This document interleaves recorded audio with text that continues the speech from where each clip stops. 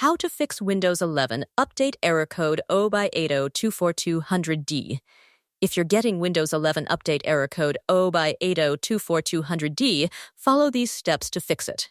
First, type Services in Windows search and open it. Scroll down and double-click Windows Update.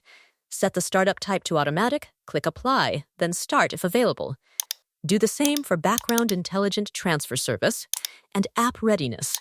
After that, right-click each of them and click Restart. Now go back to Windows Update and click Retry or Check for updates. If the issue continues, open Command Prompt as administrator.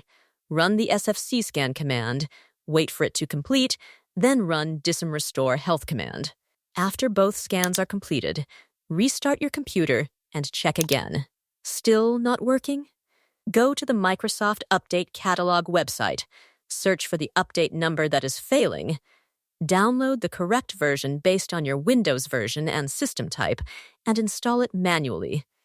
If nothing works, go to Settings Windows Update Advanced Options Recovery and use Fix Problems using Windows Update to reinstall the current version without losing files.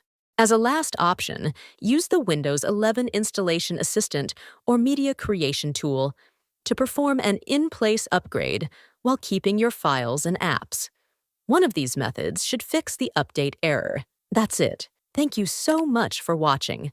Please like this video and subscribe to the channel.